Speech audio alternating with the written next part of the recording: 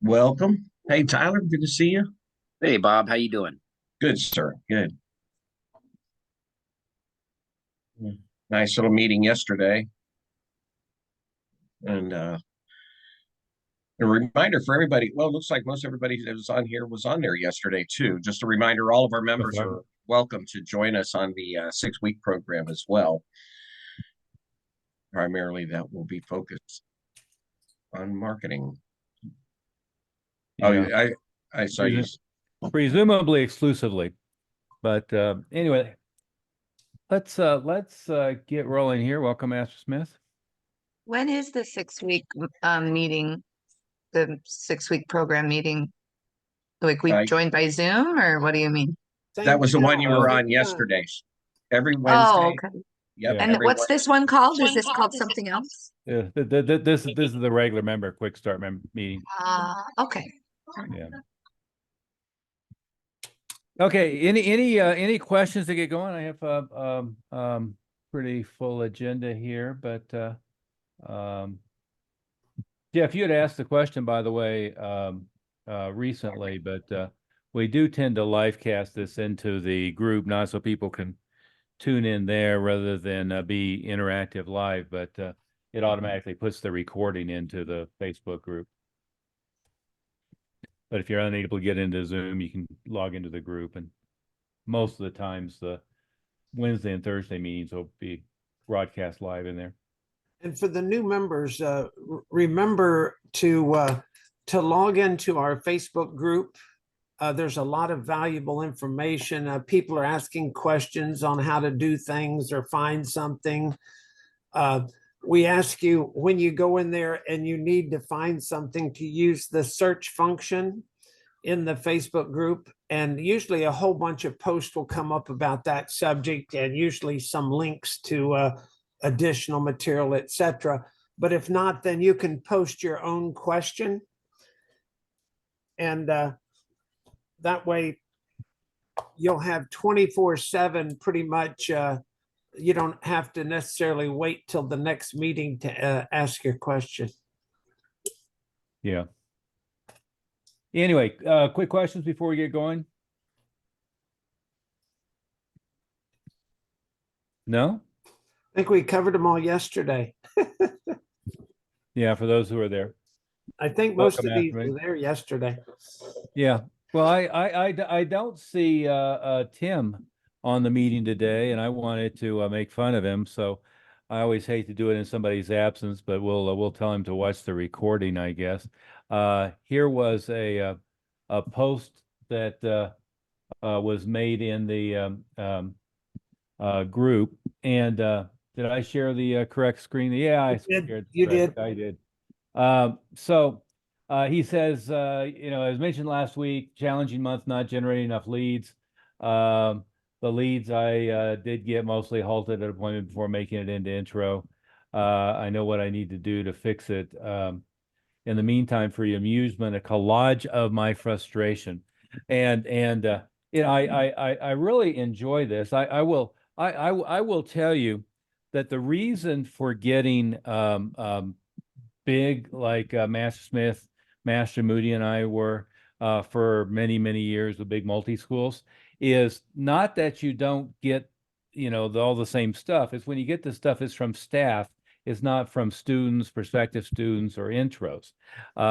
So as you get big, what you end up with is the branch manager who decides to quit while you're on vacation in Key West, and somebody tells you the school was left unlocked with the keys on the desk for a few hours until somebody else could get over there, and I could go on and on a list. But he was posting his text messages of woe here of people who were this was my favorite, by the way, is which one is it? Take your The pick. magical visions and And they were all funny. One of them was, here it is. My apologies for missing a few classes. Somebody put a curse on me, and I had to get it removed and sleep to build up my energy. It felt like somebody was in control of my emotions sometimes and my thoughts. As I have gotten it removed, I feel way more like myself. Master Moody, at any one time, what percentage of the population is on some level of mental illness? 26.2% of the population. Yeah. 26.2% The of the National population. Institute of Mental Health Yeah. statistic. Yeah. So, and by the way, it's a great book. I posted it for everybody on Mass Moody. I sent it to you specifically since you're our resident PhD psychologist. But the Abigail Schreier's new book, whatever it might be, but it's basically the over-therapication, if you will, of our youth. Bad therapy. But let's talk about these text messages for a second, even though I have yet to see Tim on the meeting. Here is the thing: is for many years, June Rhee at the June Rhee Institute, Jeff Smith, probably at the June Rhee Institute as well, but Jeff Smith with his own chain of schools, me with my chain of schools, Master Moody with his chain of schools. This kind of crazy crap happened all the time. It happened all the time. I never saw it because the staff had clear rules and regulations about letting crazy people get to me. And if the crazy people got to me, there would be hell to pay. One of my roles at the June Rhee Institute as a branch manager was make sure that crazy people didn't get to Grandmaster Rhee. And there were a few layers for them to go through before they ever got to that point. So what happens as you get bigger, it's not that crazy goes away. It's that it becomes the people that you're paying on a regular basis to do things for you. It gets filtered. Well, it two ways, right? The front line, I got a spell cast on me. The only way I would have ever heard about that one back in the day was it became the standing joke at the meeting. But as you get bigger, the only ones you hear are the staff ones. One of the crazy staff quotes that has lingered with us now, Master Smith, for I can place it to 43 years now, is the excuse for being late for the meeting because it's raining on the Beltway. Ronnie Randolph, who was promptly fired after that, and I was his replacement, used the excuse of he was late for the staff meeting because it was raining on the Beltway. So the thing I would say about Tim's post here is any serious conversation, you don't want to have it by text message. So the purpose of asynchronous communication, and to be clear what that means, asynchronous communication is when two human beings aren't interacting at the same time. So that could be sending each other FedExes back and forth, sending each other faxes. It could be now sending emails back and forth, text messaging back and forth. Asynchronous communication is always going to have less clarity and less ability to persuade than you're actually on the telephone or you're face-to-face in person. So the purpose of asynchronous communication, and frankly, asynchronous communication in the old days where you were writing a 5-page letter and sending it to something, was way better than email and text, because people, have a little burst of annoyance or energy of one thing or another, and they zap off an angry email or text. And if you send out a broadcast text to all of your students, and 2 or 3 of them send you angry responses, and I want to cancel my agreement and all that stuff. What you got to understand is that's just the nature of that kind of communication. Is the purpose of that level of communication for us, in order to accomplish something, is always to move it from a text message to a phone call to an in-person meeting, or from an email to a phone call to an in-person meeting, not try to solve or reconcile any problems by text message. The other thing about this kind of barrage of questions is not, and this is something, this is not humorous now, this is completely a right or downer, is you need to always know your numbers. Said a different way, you need to know your stats. If I have this month 100 leads and I connected with 75% of them, and of those I made 70% of them made an appointment, and of those appointments 80 or 90% of them showed up for an intro, and of those 80 or 90% that showed up for an intro, 75 or 80, 85% of them enrolled. Write this down, it's important. Makes no difference whatsoever what the 25% who didn't make an appointment, the 10% or 20% who didn't show up for their appointment, or the 20% who didn't enroll say. Makes no difference. You have to anchor that in and write it down. People, when they sit down with you face to face and decide not to enroll, there's only two excuses if you boil it down. There's time or money. So all of them are going to say, I would have preferred to pay less. By the way, I've never had anybody complain that they wanted to pay more. Right? So anytime you get into your own head about pricing, remember, nobody ever says, wow, you're way undercharging for what you're offering. Shouldn't I pay you double? Nobody ever says that, right? What does everybody say? Well, I'd rather pay less for what it is. So the only two excuses for not enrolling ultimately are time and money. Time, I don't want to commit to that long. Time, I can't commit to twice a week. Or money, I'd like to pay less, right? So really start and anchor it down. If you've got enough leads and your ratios are where they need to be, it makes no difference whatsoever what the people who didn't enroll said to you. It makes no difference whatsoever what the people who didn't make an appointment said to you. It makes no difference whatsoever what the people who failed to show up for their appointment said to you, if your ratios are in line. Now, if your ratios aren't in line, we've got to go about figuring out what we're doing wrong on our end to fix our ratios. Does that make sense?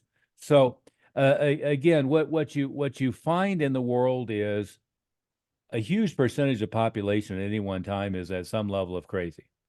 Some huge percent, and the younger you're going in the generations, the more they're self-reporting, and not just self-reporting, committing self-harm and suicide and one thing or another. But so the lower you go on the spectrum, the worse the mental health is right now. But don't spend any time at all worrying about that stuff, right? When I have personally run a school, and probably as part of why I'm so opposed to ever enrolling mom without dad there, but I've had a fiance and a husband try to pick a fight with me. One of them was over the phone, and I laughed pretty loudly, and he said, "What's so funny?" I said, "You do know you're talking to a martial arts school, right?" But the other one was actually at the school, and it was actually during an after-school graduation when we had like 45 kids from an elementary school there, and he was so agitated that I had tricked his wife into signing a binding contract that he was sharing his opinion at the top of his lungs while I had 45 elementary kids in the other room that we were working on enrolling. So everybody has some story about crazy people. And what you've got to recognize is if your ratios are in line, it doesn't matter, right? Master Smith at the old Alexandria school, we used to have drunks come in and try to challenge us to a fight. And we used to have bums stumble in from the sidewalk in the middle of class.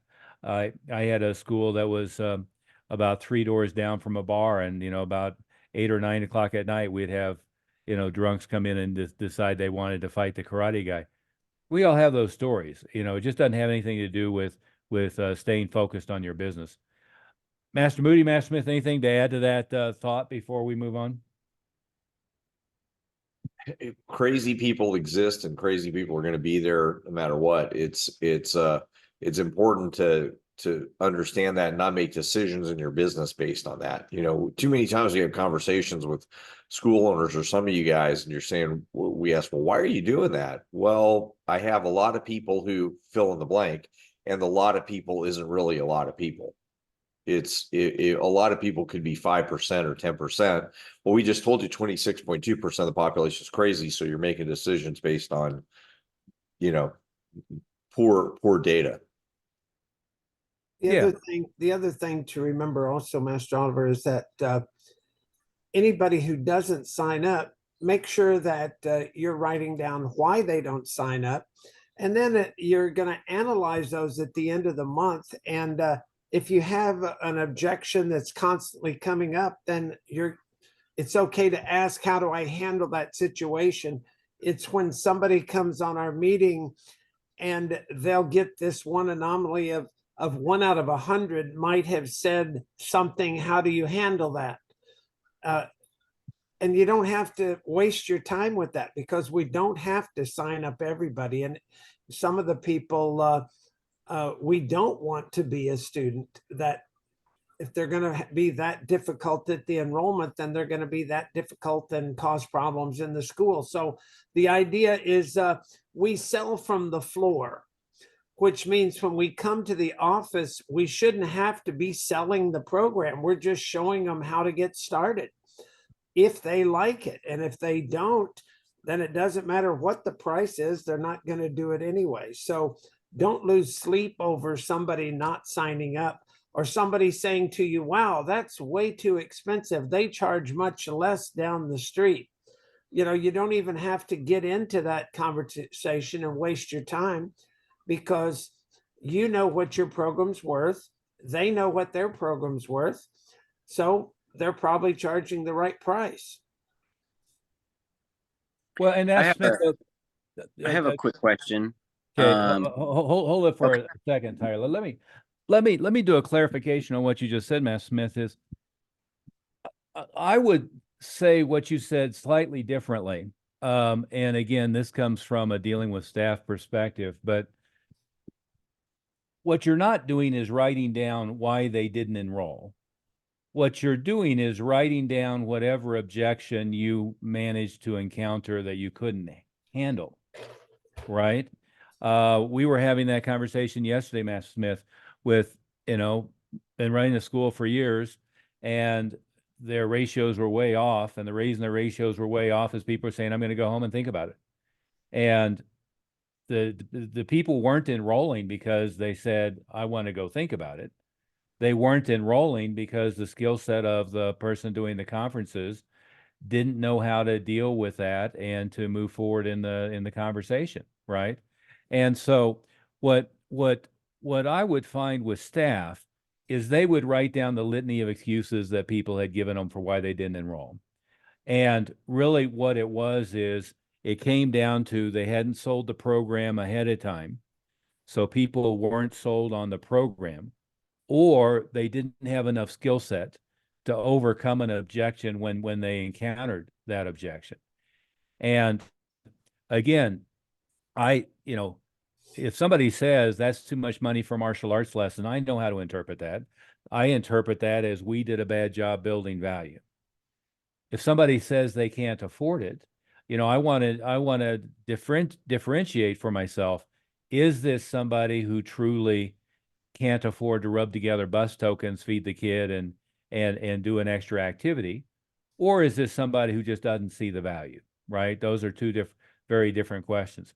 When somebody says we just don't have time to do this, I interpret that as we didn't show them the value. Because if we showed you the value, you would prioritize doing this. And so really what you do have to be careful of is the way you fail is you keep a list of all the reasons why people said they didn't do it, and externalize control and assume that the problem is in the system, not the problem is in you solving the problem along the way. Does that make sense? And by the way, Master Moody, that book that one of the newer books that I like. That's one of the comments it makes is that, and it's very in line with a lot of Jonathan Haidt's material, is he talks about the younger generation has dramatically been taught an external locus of control rather than an internal locus of control. And so they are more and more within the school establishment being taught that it's not their fault if they succeed or fail, rather than being taught to take 100% internal responsibility for your outcomes and figure out how to solve your outcomes. And by the way, over the years, you'll hear us talk a lot about cognitive behavioral therapy, Jonathan Haidt's work, The Coddling of the American Mind, this newer book, Bad Therapy. Jonathan Haidt's new book out, The Anxious Generation, is being released here this week, I think. You'll hear us talk a lot about this, and sometimes I hear martial arts instructors say, what does that have to do with running a school? It has everything to do with running a school. All of the ability to understand staff psychology, understand black belt psychology, to truly teach success skills, to truly teach skills that are going to make students, by the time they're a brown belt, a black belt, a second degree black belt, a third degree black belt, an exception to the norm rather than part of the mediocre majority. That's what we're selling. And the better you get at that, and the better you get at being an exception to the rule rather than the rule, the further you get away from this is just about athletics to this is about developing the mental and emotional capabilities of the students as well as their emotional or physical skill set, the more you stand out from the crowd and the more you justify, $1,000 a month rather than $75 a month. But anyway, Tyler, you had a question. Yeah. So when you get a lead, you mentioned, the different forms of communication. So like when you get a lead, I guess the first part of my question would be between the getting the lead and the enrollment process. How, especially like when you're trying to get them into an intro, how often are you communicating, reaching out to them? And then in that process, like, what forms of communication are you establishing and when? Oh, okay. So let's say the scenario is somebody opts into my website, right? And has not initiated an inbound call. So the question is, how often do I communicate with them, and how do I communicate with them? Yeah, that's a good question. Think about it this, Tyler, is we want to use every media available to get in front of them. Okay. And what we don't want to do is default to email and only use email. Okay. So I just talked to Dan Kennedy yesterday, and that's one of the things he said across the board is email is continuing its deep descent into obscurity. But what I would say is the cycle, once you get a lead, is I used to tell our staff that, a lead had a half-life of about 78 hours. In other words, 2 or 3 days later, they've pretty much forgotten who you were, right? I think that's now more like, 72 seconds. In the internet day and age, the length of their attention span is very short, right? So what we want to do is once a lead comes in electronically, website, landing page, Facebook ad, whatever it might be, what we want to do is have an immediate text, email, outbound phone call. What we have a tendency to do is design systems where a ringless voicemail goes out immediately, a text goes out immediately, a email goes out immediately. Least important in that sequence is the email. At the same time, a live human being gets a text that they need to call that lead, and assuming it's not 3 a.m. in the morning, the idea would be they initiate an outbound call to them immediately. And then we would have a cycle where we're following up every couple of hours until we get hold of the person, right? And frankly, what most, B+ martial arts schools do is they check their email and at 3 or 4 o'clock in the afternoon, and then start following up on leads, maybe that evening or maybe the next day. And by then, in today's day and age, they've forgotten who you are. Okay. Now, what our ideal would be, Tyler, is let's say a lead comes in from your website again. I'm going to initiate retargeting ads in Facebook and Instagram. I'm going to initiate retargeting ads in Google. I'm going to immediately follow up, let's say 5 times in 2 days by text.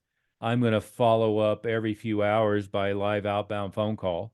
I'm going to follow up, let's say 5 times in 2 days by email. And so that's the level of intensity immediately, right? Then, assuming I have mailing address, what we'll do is we'll kick off.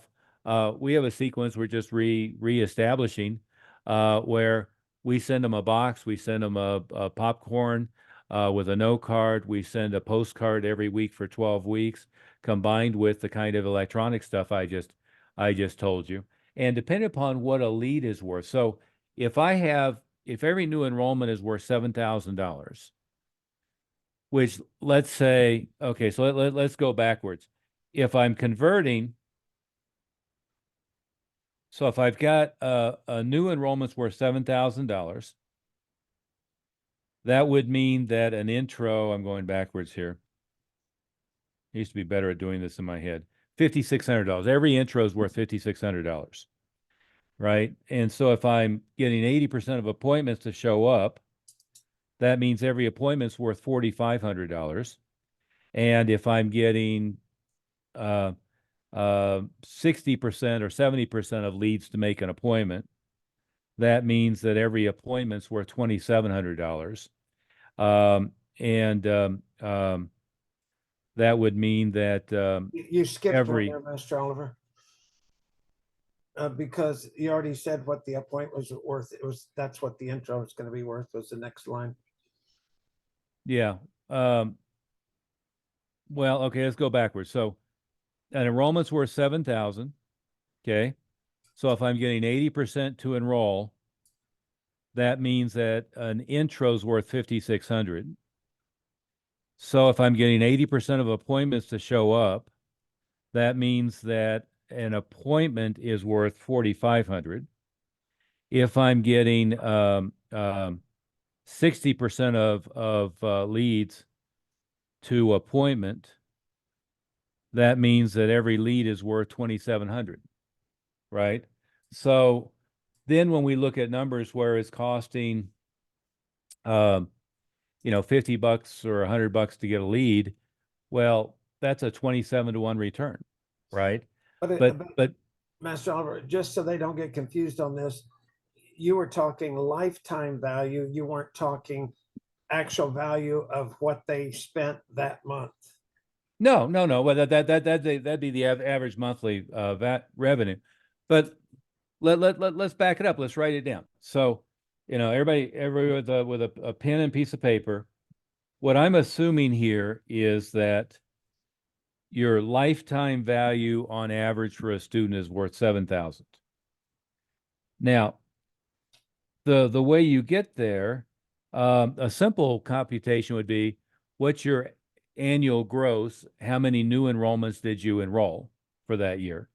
Divide that in, and we want to get that into the $7,000 or $8,000 or more, but $7,000 or $8,000 range. Now, what that number is some students you enroll will pay $900 down, $400 a month, more or less. 60 days later, they'll renew to leadership, pay in full, let's say. And so they're worth maybe $30,000. On the other hand, some people are going to pay $200 initially because that's all they could afford. And in 30 days, they drop out and you never get another penny. And most are somewhere in between, right? So it's all an average. But if the enrollment is worth 7,000 and I'm converting 80% of intros to enrollment, so that's 7,000 times 0.8 or 80% of that.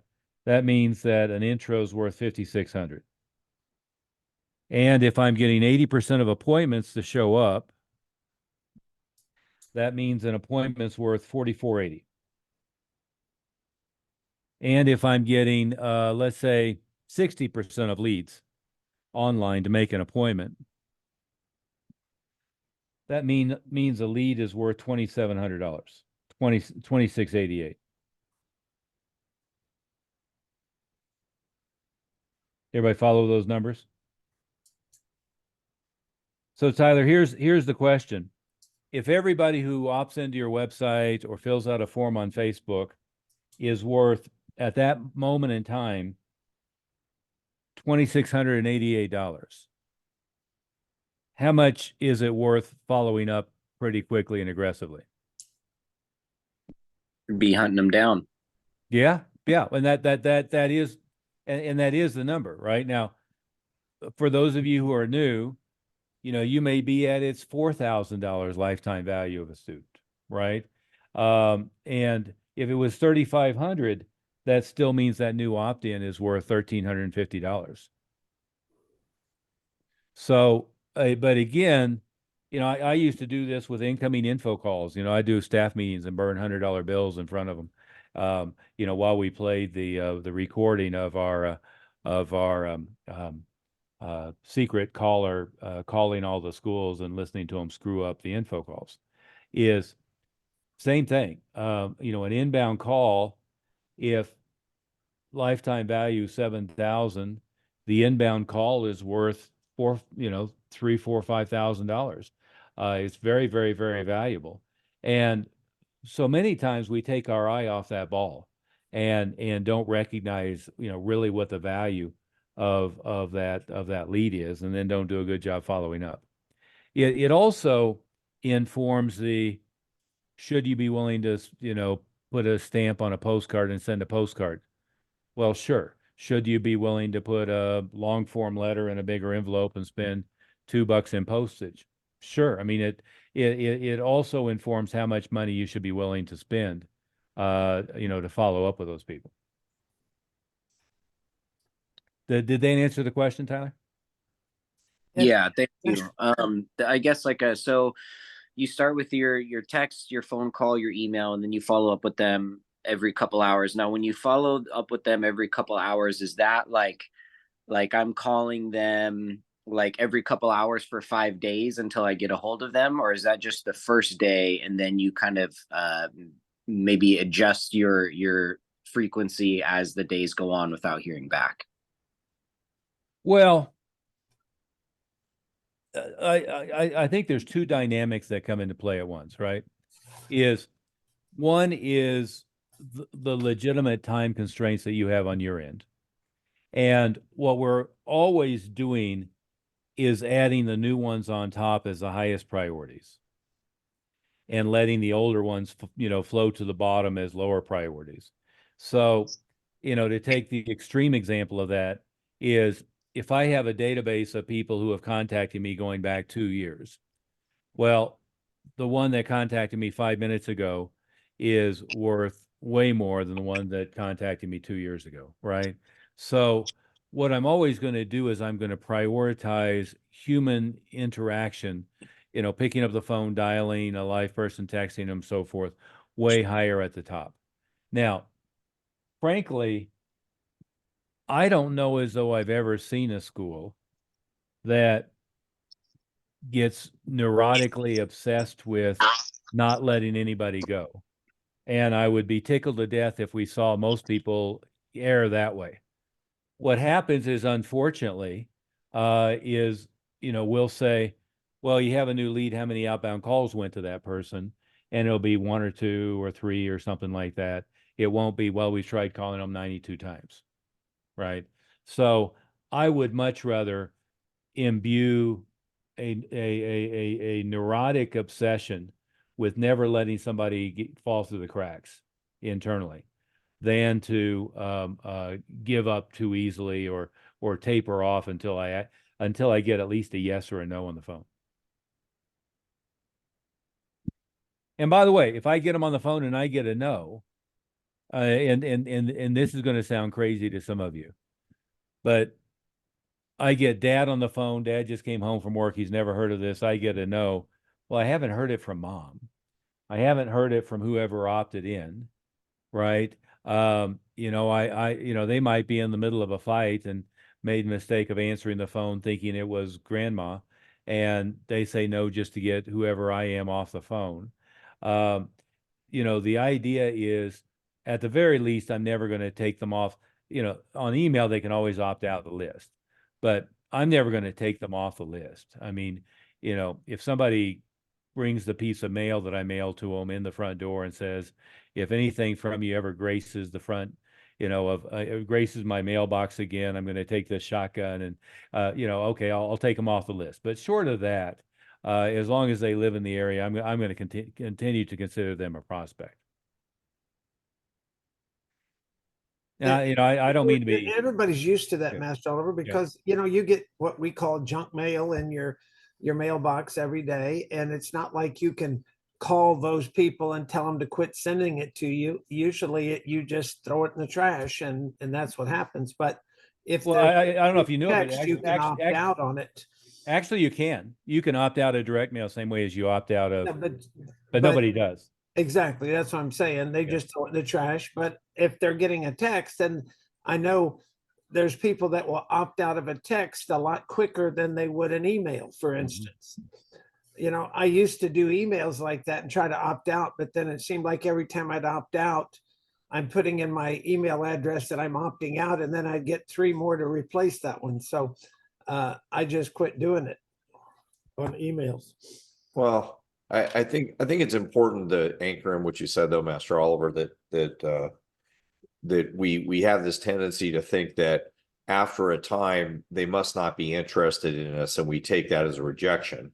And that is very often the opposite of true. They were interested, or they had some level of interest, but maybe it wasn't the time that we didn't catch them at the right time, or it wasn't the right time at that moment, and we've got to keep on, trying to connect with them. Keep dripping on them, and usually those are all automated, and it's not taking up all your daily time for those that are in your extended priority. Yeah. And Tyler, do you have automated in place on any of those? We don't. I'm pretty sure our software has that capability. We use Rainmaker, and the previous owners got Rainmaker, and I'm not really fully trained on how to use it necessarily, at least when it comes to that. And that's kind of on my to-do list this week, is to kind of look around Rainmaker, because I'm sure that capability is there, but at the moment we don't have it. We do have a few emails actually. I've set it up with a few. Like, there is a flow and everything. As far as following up, like way down the road after the initial, that is something I just made a note to make a refined one. But the way they sign up, like, it automatically just goes them through an email thing, and then if the system sends one out periodically. Some of them were like really old and didn't make sense with the new, people at the gym, and so a lot of them I just kind of like put on disabled, because it wasn't the same people, and it was written for other staff that weren't there and everything. So that's definitely a place where we need to go in a little deeper and fix it up. But there is an email flow through the system. I just don't think we have it on like following up, let's say like a few months later or something. And remember, your software systems, Tyler, like Rainmaker and those, they have a help, where you can call and get help, and they'll walk you through all that kind of stuff. So don't think you have to figure it all out on your own. That's why you're paying for that service, is to ask them questions and get help on things that you want it to do. And sometimes if you can't find it, you just call them and say, hey, will this do that? And they'll say, yeah, you just got to do this, that. You know what I mean? Yeah. Now, and then responsive to what you were saying is, really your ideal is, is if you're doing Facebook and Instagram advertising, is you want to make sure the Facebook pixel is on all of your web pages. so that you're automatically doing retargeting on Facebook for anybody who shows up at your website or, clicks on a landing page of any sort. You also want to make sure the Google code is on all of your pages so that you're doing retargeting on Google for all of those. The next thing you want to do is, when it comes to email, is really, at the very least, you'd like to have an email list of everybody who's ever raised their hands. All of the systems, whether it's MailChimp or Constant Contact or Aweber or something like Rainmaker or whoever all the others are in the niche, they all have an option for people to opt out. So if people don't want to receive emails, they'll opt out. But with those, worst case, you'd want to have everybody in your list getting 2 or 3 emails a week, preferably daily. And what happens is when I say that, people kind of lock up and say, "Oh, am I going to create that much stuff?" Well, if I have a couple of buddy events this month, which you should, if I have a couple of events, a party, maybe an Easter party coming up, I have a buddy week or buddy day, I have a movie night, I have a parents' night out, whatever it might be. Well, promote all of that stuff to everybody who's ever, raised their hand. Certainly promote it, by email, among other things. On the immediacy of follow-up is the most important thing is a human being is calling them. The second most is that a text is going out automatically, immediately, and repetitiously. And as far as immediately, third on the list is email. As far as powerful, direct mail is more powerful than email by far.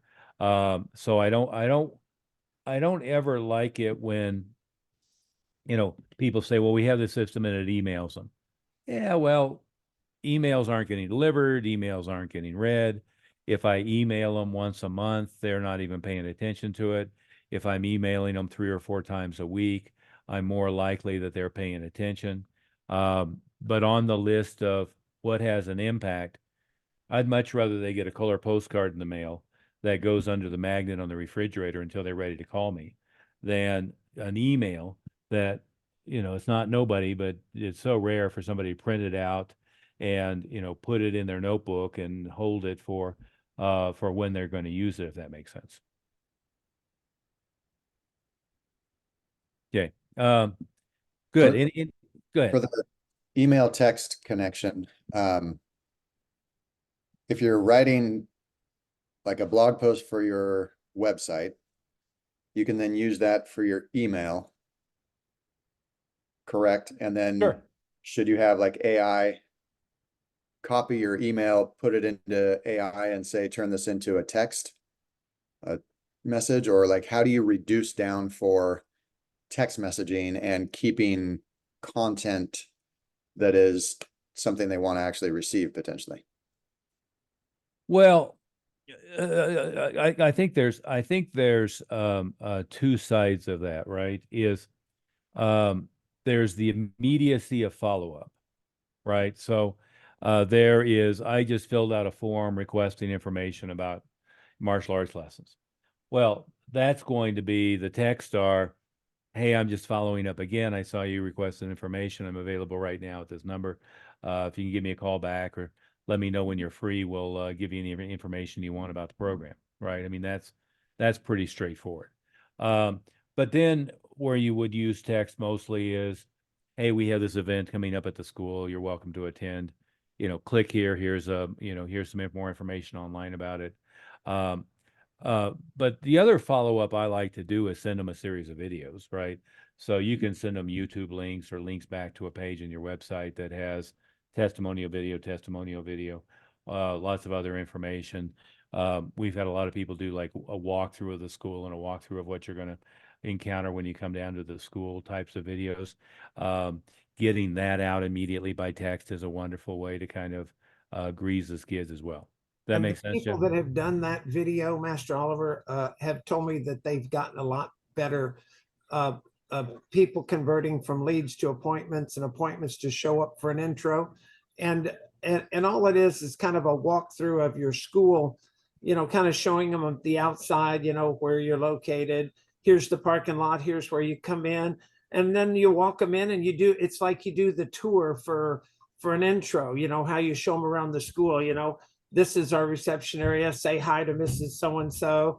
And there's our main classroom. You'll see where the parents are sitting over here, and do the video while a class is going on so they actually see live people in there. It doesn't look like a big empty shell. And then hopefully you have a bunch of signs around that say we're a black belt school, and a black belt is a white belt who never quits, et cetera, et cetera. And you can talk about things that are on the wall and things that you want them to know about. Walk them over to where the intro class is going to be. Explain what you're going to be doing in that first semi-private class is going to be with other beginners just like you, et cetera, et cetera. So it doesn't have to be a big production. It's just take your phone. The cameras on those phones are so good these days. The quality's fine. Just take it and walk them through and use your phone to do it. And then send them the link. Every lead you get, send them that link. Every appointment that you make, send them that link. So everybody's had a chance to see it, to pre-frame them a little bit before they come in.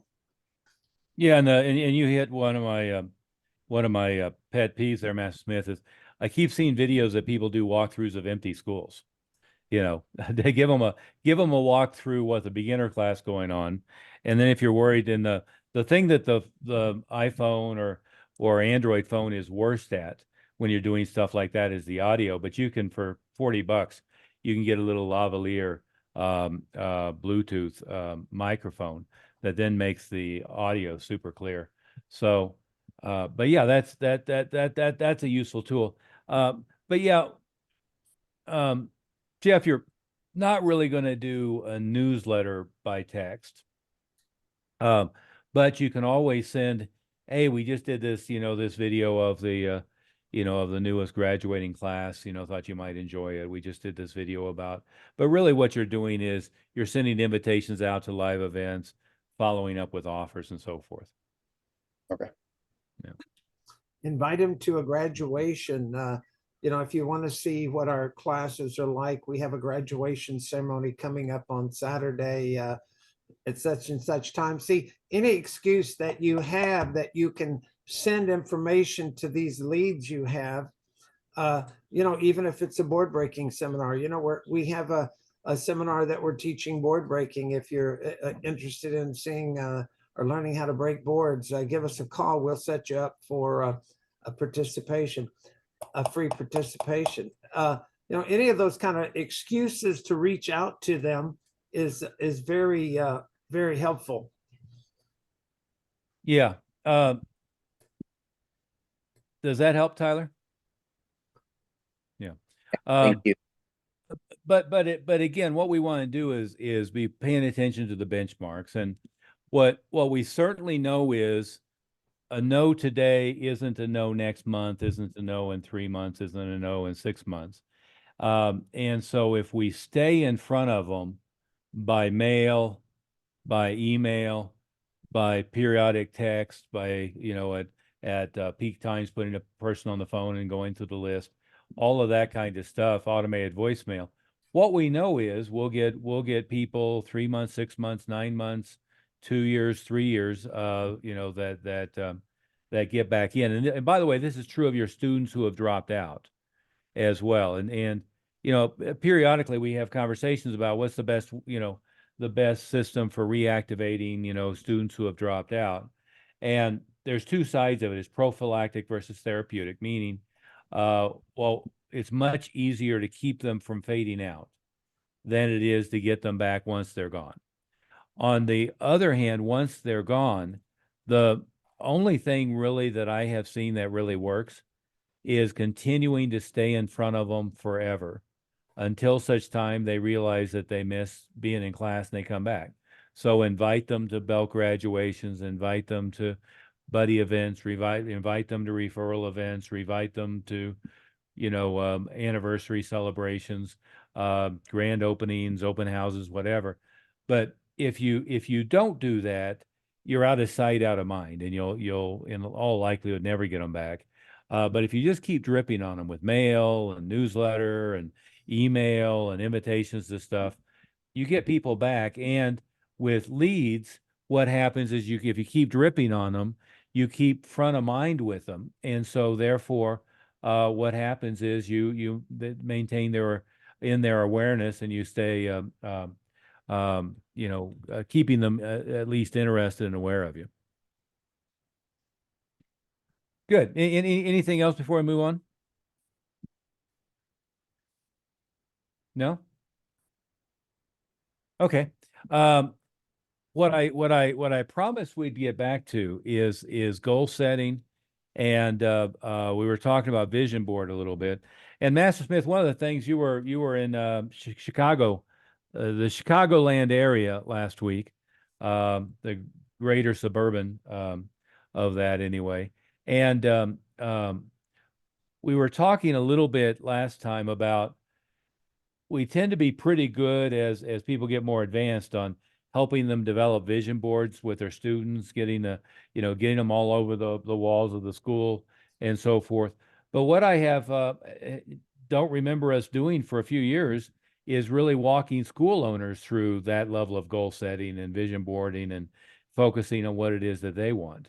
And so one of the things that I really encourage you to do is start out with just no distractions, computers turned off, phone isn't buzzing, notifications are off, your damn iPhone, iWatch or whatever it is isn't pinging and buzzing and so forth. Master Moody, I had a interesting conversation with Lee Meltier, and she got an Apple Watch. She's got a couple of Rolexes, but she got an Apple Watch. And we were doing one of the recordings, and I was wearing the presidential because she has a presidential, but she was wearing the Apple Watch. And she said, well, I like the way you get the notifications on the thing. I said, that's why I threw it away, is I don't need anything else buzzing on my wrist, in my ear, pinging and buzzing and notifying me of text and emails and all that stuff. Understood.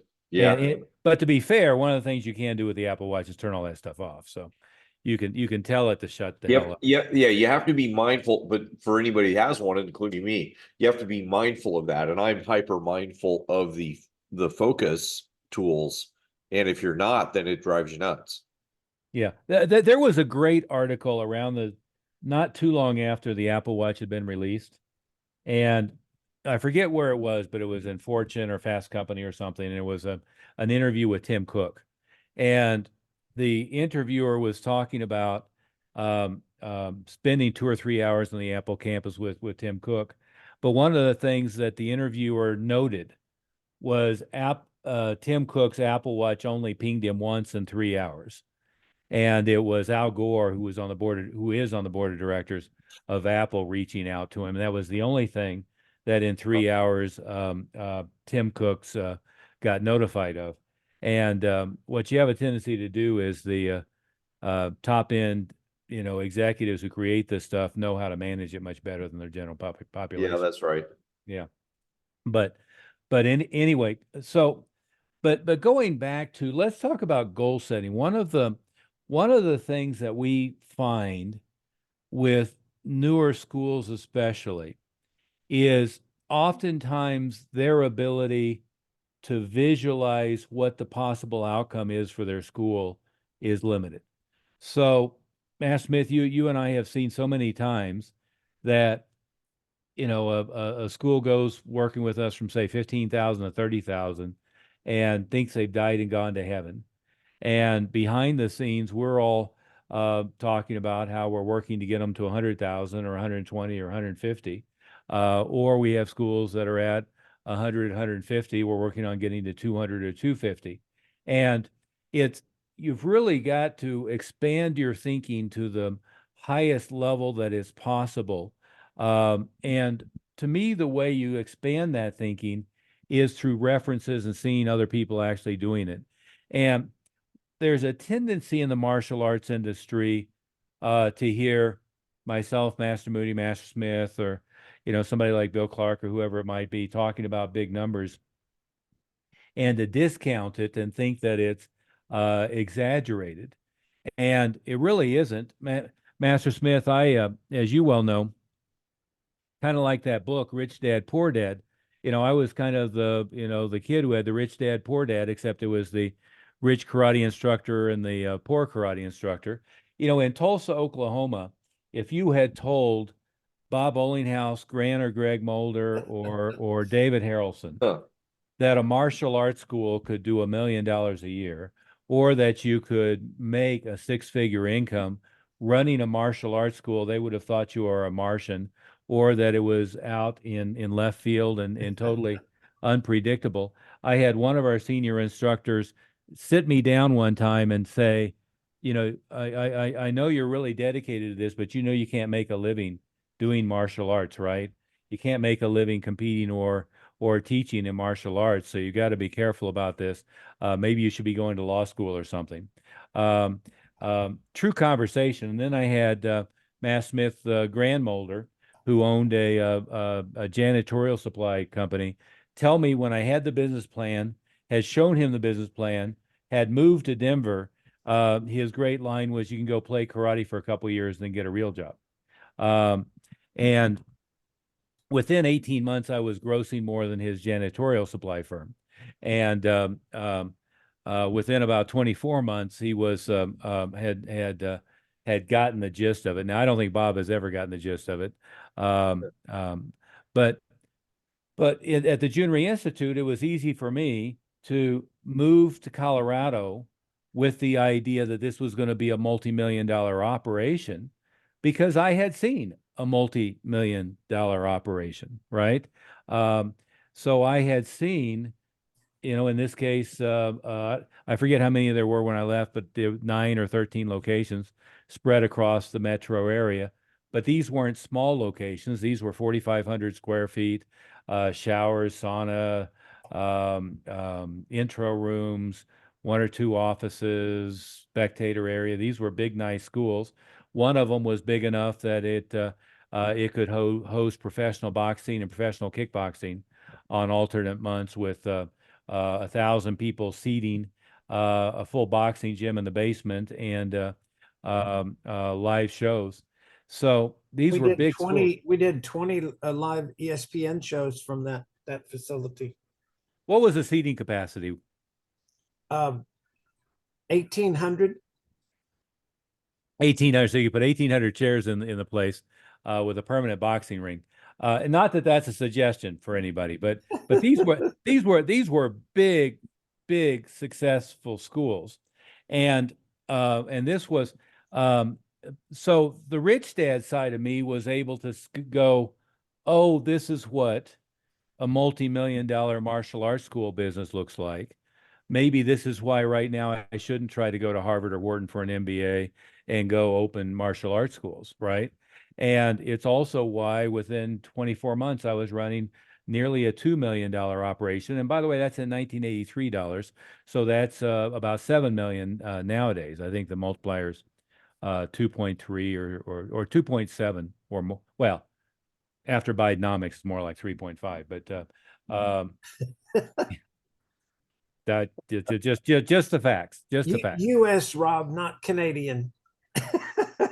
No, it's like 20 million Canadian. But oftentimes, if you haven't seen it, you don't understand it, right? And so it's very important to get that expansiveness in your mind of what it looks like and how you can do that. Now, here's the mistake that a lot of schools make.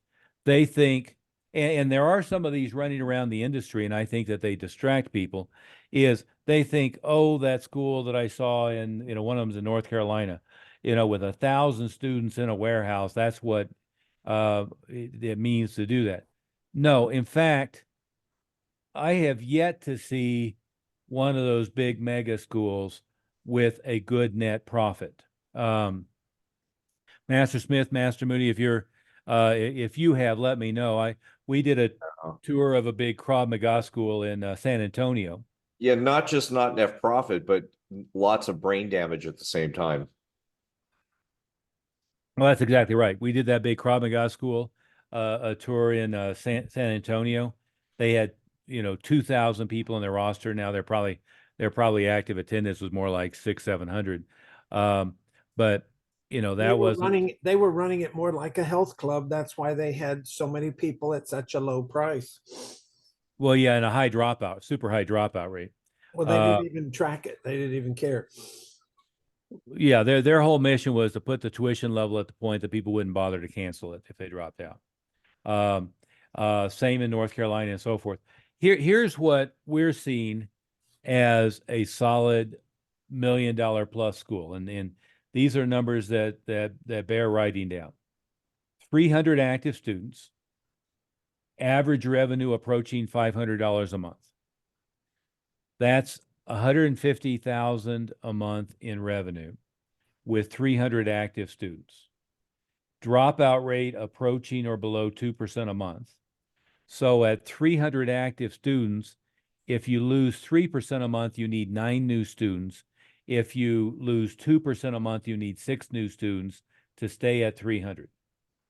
So what you don't need is, the Kovar model of feed the beast.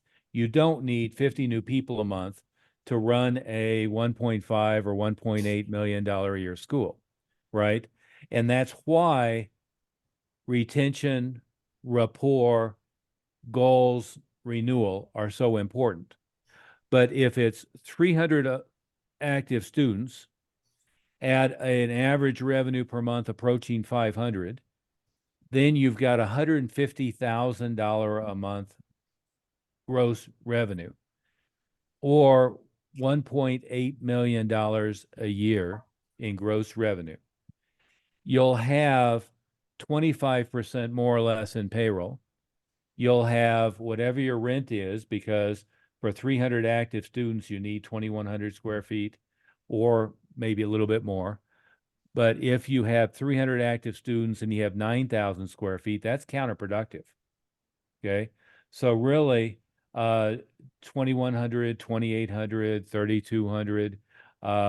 If you're much below 2,000 with 300 active students, it gets to be a little bit crazy. But follow the numbers, right? So, and Master Oliver, just to clarify for them, for our members, when you say a 500 student value, I think there might be some new members that don't even know how to calculate student value. So, we might want to clarify how to calculate student value. You bet. And that's the simplest number we talk about, is that's what your average monthly gross is, or any given month's gross. The longer period of time you use it for, the better, and divided by how many actively training students you have. Now, we consider an actively training student is they're actually coming to class. And within actively training students, I've always tracked at least 5 numbers. How many came this week? How many have been inactive for 1 week? How many have been inactive for 2 weeks? How many have been inactive for 3 weeks? What's my total for the month, which in practical terms, we're using 4 weeks. So total number of people who have attended within the last 4 weeks. And what's my monthly dropout rate, which is my total active students divided, or the number of people who last attended a month ago divided by the total active students, right? And just to summarize that for your formula, an active student is anybody who's been to class in the last 30 days. An inactive student is somebody who hasn't been in the school for the last 30 days.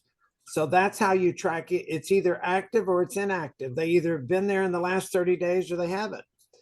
And so if you're tracking your student value, if you want to know what your potential student value at your school, if you take your lowest price program and your highest price program, and we add those together and divide by 2, that's probably about where your student value is going to be if you do a renewal or an upgrade on half of your students.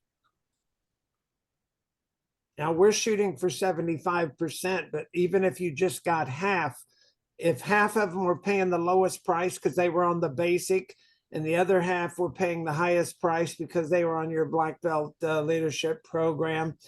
Then you add those two numbers together, and that's on the average what your students should be paying. That's where that's where we get that $300 to $400 student value for a school. If I'm charging even just $250 on a basic and $350 on a leadership, which is the bottom of our barrel here, I don't think we have anybody doing less than that. Then if you divide that, add those together, divided by 2, that would give you a 300 student value. And we said if you wanted to be $1 million school, have at least a 300 student value and at least 300 active students. And if you had a 400 student value, you'd only need 200 students. So, it's a combination of those two. How many students and what is your average, what is your student value? Yeah. And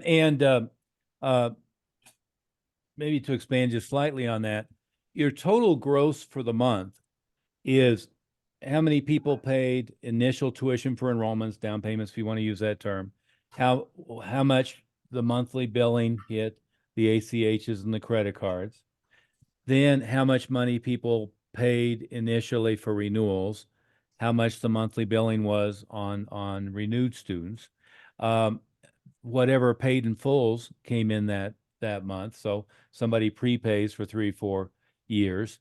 And then you have retail sales, and you have event revenue and testing revenue and so forth.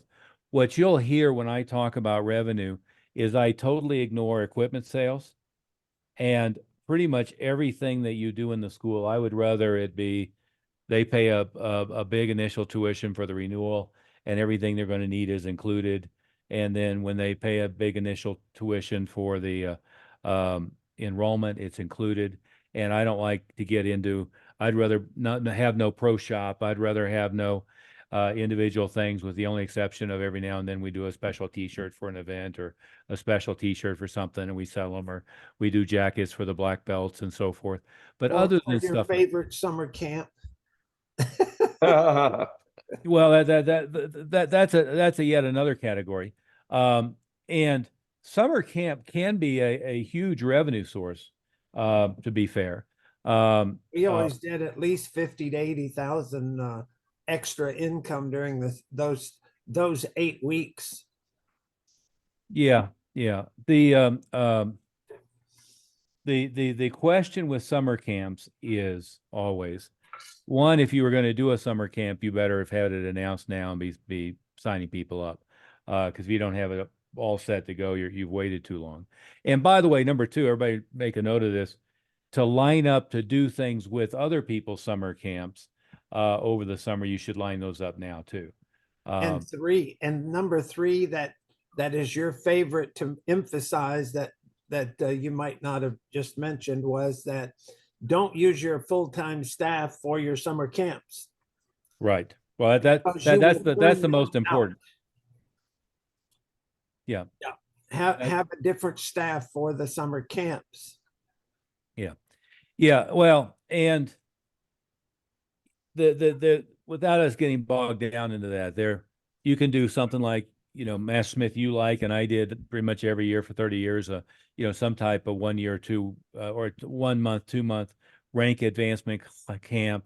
We did, like 1 week black belt retreats. That was predominantly designed as a staff training thing. There is a difference between that and running a daycare all summer. And I will tell you that if you have a halfway decent sized school, a great source of revenue can be running camps that are more in the daycare range. There's 2 things that we know are very effective that I just personally despise and don't want to have anything really to do with, and that's running a summer camp. There's more. I don't want to do transport after school care. I don't want to do a summer camp, and I don't like birthday parties particularly. But that doesn't mean they don't work great, right? Birthday parties work great if you get a good systems in place for doing it. And so they don't misunderstand. You didn't like to do them, but your staff, you had your staff was doing them. My staff, if it was something that they particularly liked and wanted to do, were doing it. So across, say, 6 locations, I probably had a couple locations at any one time who were driving referral traffic from birthday parties, and the bulk weren't, and I wasn't going to spend a lot of time worrying about it one way or the other if they were hitting their enrollment numbers. So And we do have an outline that's in our member site with shows you how to do those birthday parties. And it's something that we did do at all 4 of my schools.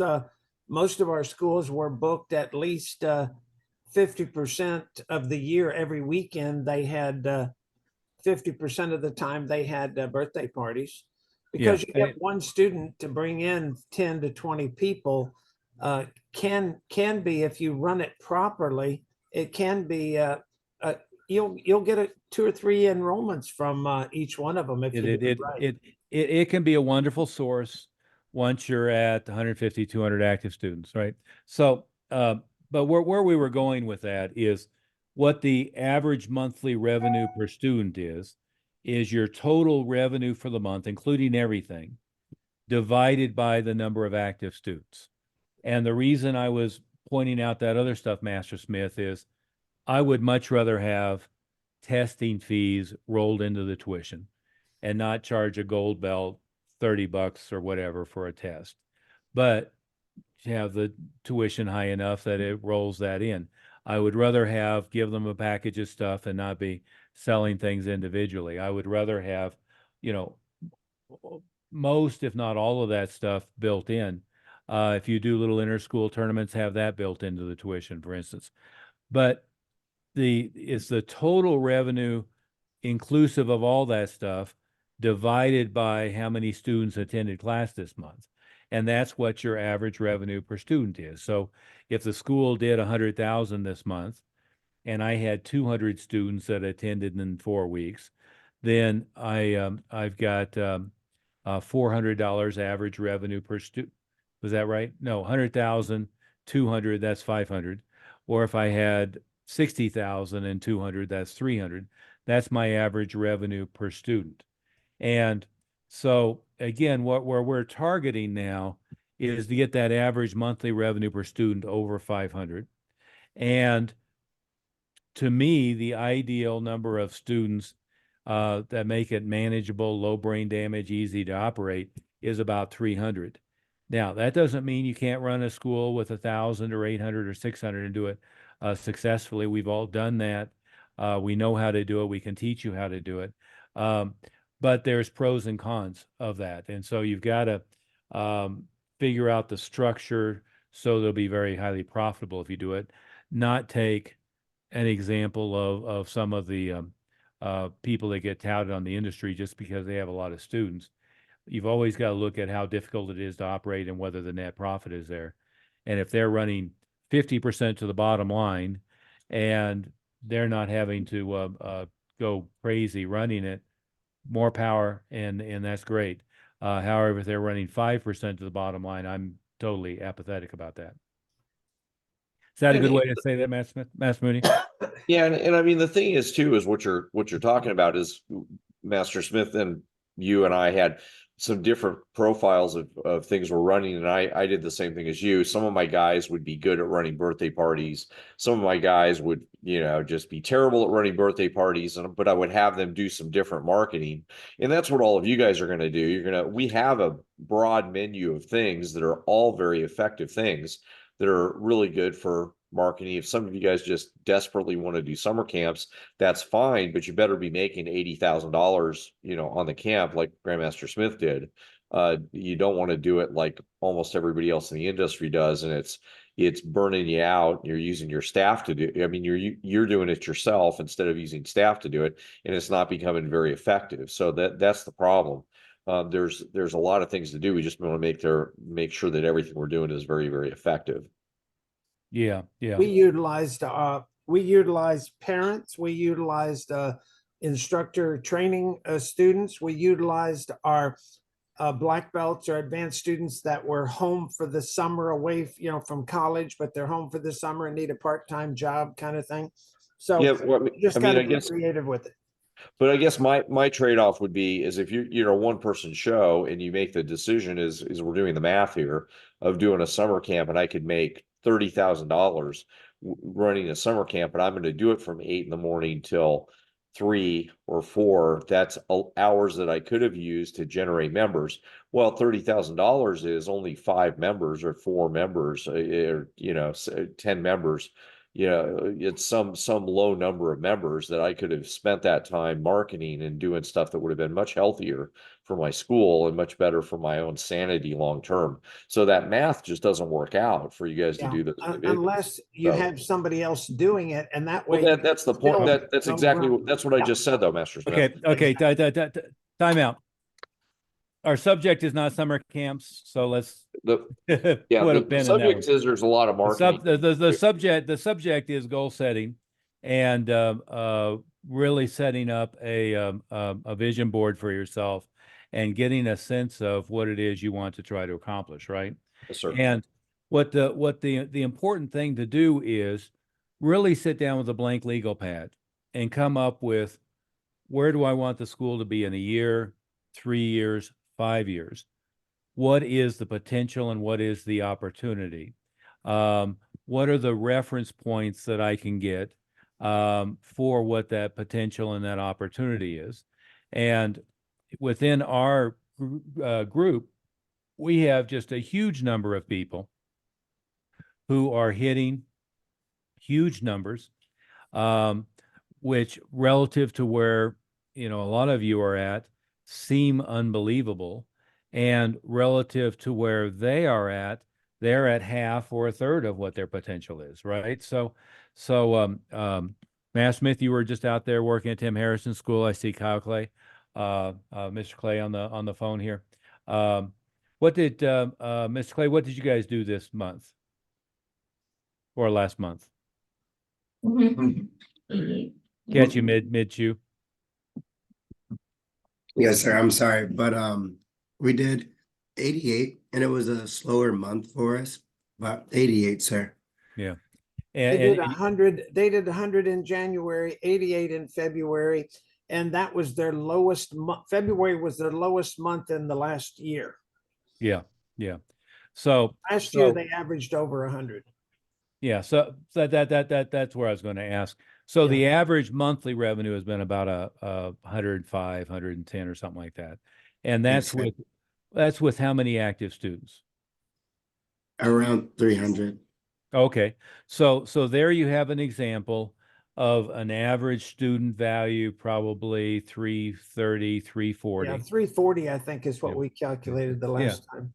Yeah. So you've got a school, and you if I remember correctly, 2,800 square feet or 3,200? I think 2,400, sir. 24. Okay. Yes, Okay. No, I think it's closer to 28, Master Oliver. I was thinking 28. So, but that's fine. So 2,800 square feet. Mr. Clay knows he fits in there okay with the classes right now. Yeah. Yes. So, but again, to walk through it is, here's an example of a school that, if I had my way, they're going to be doing 200,000 a month. I'm sure you're okay with that, Mr. Clay. But Yes, if I had sir. my way, they're going to be doing 200,000 a month before long. That's Master Smith's by hook or by crook. He's going to get them there, right? But here you have a school that, if I'm doing 25 or 30,000, I can look at it and I can say, well, here's the actual numbers with room to improve. 340 average revenue per student, 300 active students, 103 or 104 thousand average revenue per month. And then we have the dropout rate, last I knew the numbers, Matt Smith, what is it, about 3.5% a month? Well, I think that was one of their issues. They do have their dropouts have gone up. Okay. So it was an area they needed to work on. Do you know what the monthly average is? On their dropout? Yeah. That's about 7, I think, this year. Oh, okay. Okay. So that's a lot of room for improvement. But if you're working from those numbers, 300 active, if you lose 7 a month, that means you need 21 students a month to stay even, right? So that's completely doable. Our whole focus of 100 new leads a month is to generate 20 or more new students a month. that part's completely doable. But it's huge opportunity for growth because we improve the renewal rate, we improve the retention rate, and everything just, blossoms from there. And that was one of their issues, and everybody else has to take a look at, their numbers too, because, just last year they were enrolling under 20 a month, but the year before that they enrolled an average of 25 a month, and the year before that 24 a month. Yeah. And that's where they hit that million and kept going to 100,000, is because they had gotten their enrollments up on an average of over 20 a month and had their dropout rate down to 3 or 4%. And then last year that slipped and their enrollments dropped under 20. Their retention went, their dropout rate went up a little bit. So you got to keep it, eyes on all of those numbers on a monthly basis. You don't want to wait till the end of the year and see that you had a bad year. That's why we compare every month against last year's same month and last year's average, and where we are, what we're doing this year. Yeah. But the objective here is to really set some goals for your own school. And what we hear a lot of times is, oh, I don't have enough facilities. Well, if you're right now at 500 or 600 square feet, you may have to, expand in order to get to 300 or 400. Our rule of thumb has been 7 square foot per active student. But that's wall to wall. That's not mat space. Yeah, that's technically the middle of the drywall between you and the space next door is how if you didn't know it, the landlords charge you for the airspace between the drywall, which I always found humorous. Doesn't add up to much. It's terrible at the same time. What?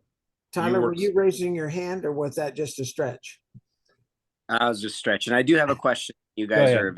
Go ahead. So I guess this is maybe like more of a psychology question, but I know for me, like, goal setting is always something that like gets me excited. But I know that I have like a really fickle mind, and I've noticed that like the goals that I set for myself, it's really easy for me to get down on myself or feel discouraged. Some days, like, all it takes is me getting hungry. Now all of a sudden I'm like, this is my goals aren't going to work out. So I guess my question is, like, do you guys have any like mantras or any, mental strategies that you use when you do feel discouraged? Yes. That's where the motivational books, motivational tapes, that's where having a staff that's all pulling together, shooting for a common goal with a common effort and everybody doing their part. You see, what we found is it's not any one person at the school that is carrying the whole load. It has to be a team effort. And when you don't have the whole team pulling in the same direction, then it's going to slow your progress down. You really got to get everybody at your staff meeting. One of the things that we used to do at the Junior Institute that Master Oliver did at his schools too, was on our weekly staff meetings, we had audio tapes, we had videotapes, we had books on motivational. We trained on 2 areas. One was the techniques of how to do the business, and the other one was the motivational. And I equated it with saying that as we get smarter in our business training, we're getting our engine more horsepower. And then when we do the motivational training, we're getting more gasoline in our tank at a higher octane. So now we're filling up our tank to have the energy to be able to accomplish all those things that we're learning. So if you're not training, if you're not reading some of these books, and Master Oliver is the master of the books, and he can tell you specifically, every book you need to do. And that's why he started this with the students, to help them in their motivation and goal setting and things. Yeah. Did And- that answer your question, Tyler? Well, let me expand on that in a couple of ways, Tyler. Is, one of, I'm not sure he came up with this, but one of the things that Robbins says a lot, Tony Robbins, is people way overestimate how much they can accomplish in a year and way underestimate how much they can accomplish in 5 years. And a way that Zig Ziglar used to say that is, if you don't have long-term goals, then every little obstacle feels like a boulder. And if you have long-term goals, immediate obstacles feel more like pebbles on the beach. And they're both saying exactly the same thing. The reason why we want a student to have a 3-year, 5-year, 10-year, a gold to black belt, a gold to second degree, and so forth, with martial arts, is it becomes less frustrating if they have trouble with their balance on their front kick, or they have trouble with whatever the move is that they're learning right now, because they can maintain the longer term vision and picture. The same thing is exactly right with your martial arts school, is if you have the longer term vision of really where you want it to accomplish, and you're tracking your numbers monthly, quarterly, yearly, tracking trend lines. See, a lot of times people are making progress, they don't even see the progress they're making, right? And again, at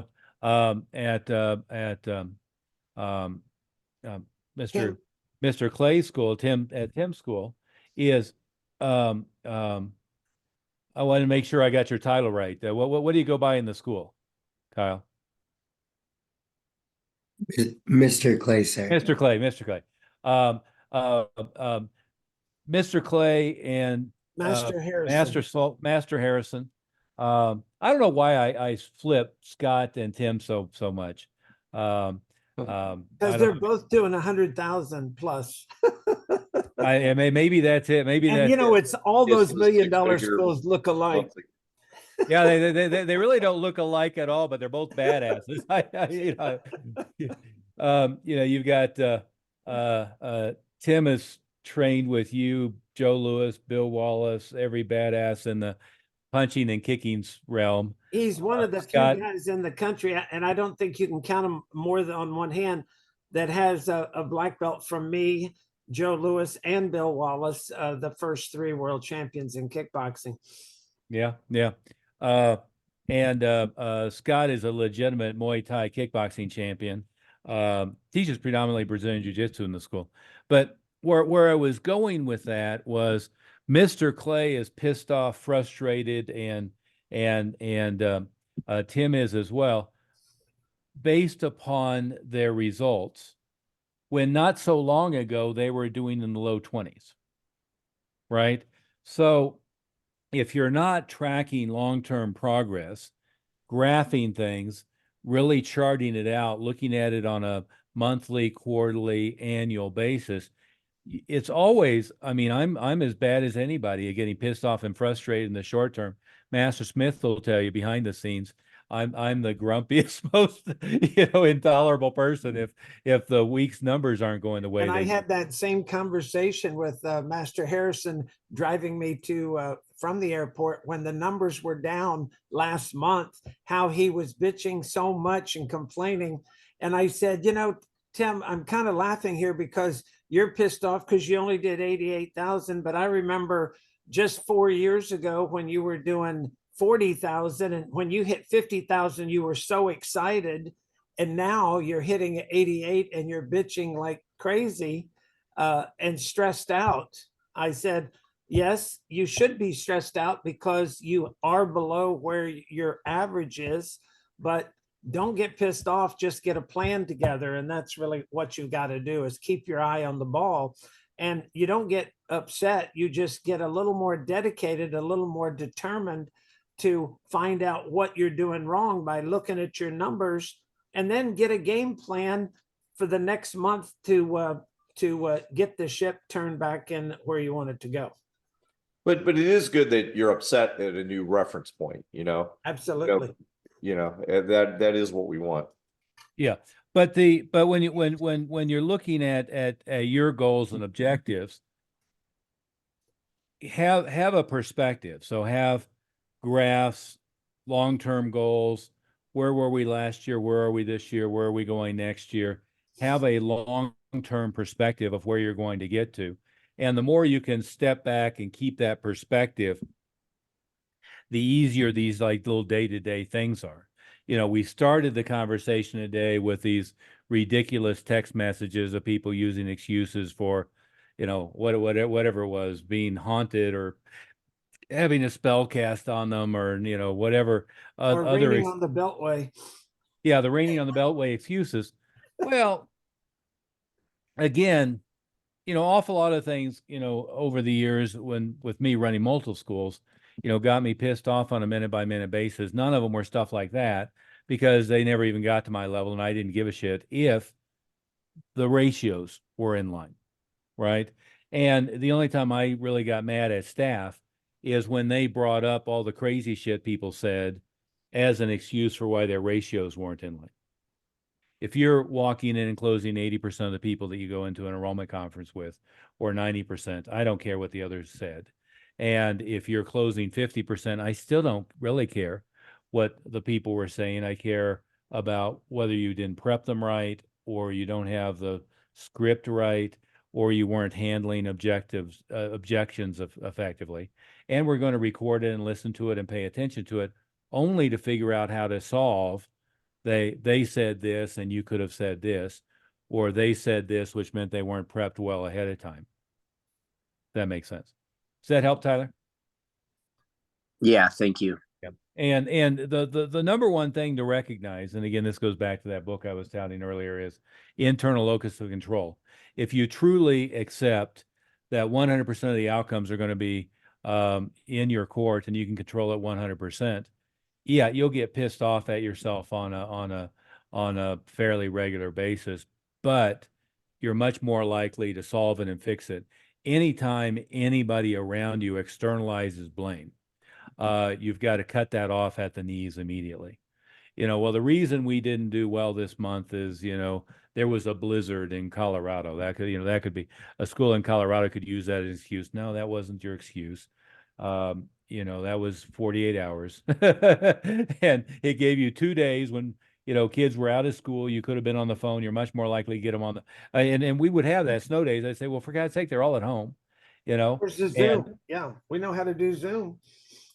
Well, no. Here, they closed the schools. We were always open at night because by the afternoon it all melted off and the roads were clear. Number true. one. Unless you're on top of a mountain.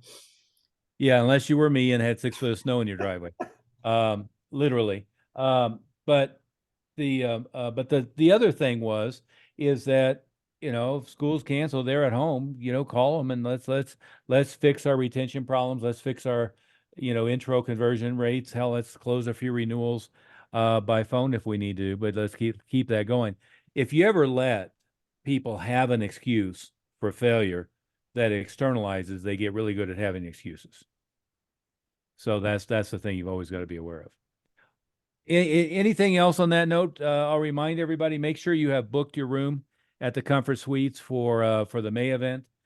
We do have a block of rooms set aside. I think they're telling people otherwise that they're sold out.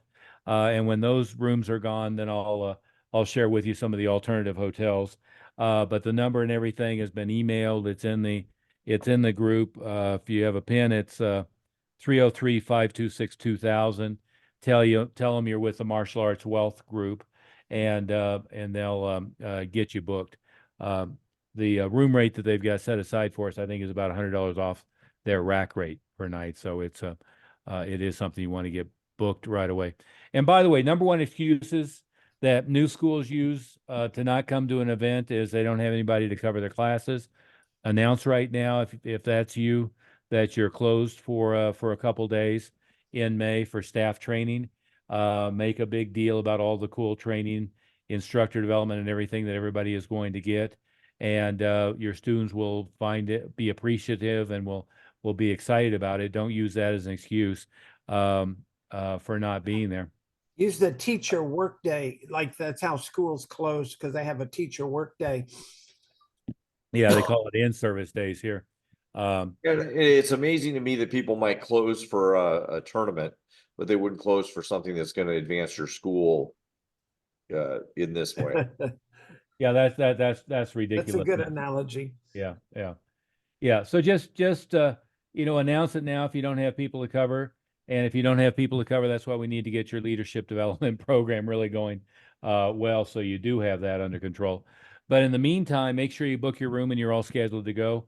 Don't use any excuses. Everybody who shows up finds it the most valuable thing that they have done. So make sure you're in good shape for that. Jack, Rob, was that a fair statement to make? Okay. And Delphino, I don't want to leave Delphino. And Master Oliver, maybe also too, for all of our members, if you have a school owner you think that we would be able to help, please feel free to invite them out as a guest to our live event. We'd love to have Just them up let there Bob with us. know so he can Yep. set up their stuff. Yeah, absolutely. Yeah, yeah, you are invited. Welcome to invite somebody. Good point, Bob. Okay, Master Smith, Master Moody, Mr. Dunn, can I keep you for half a second? And then for everybody else, we'll call it a Absolutely. day.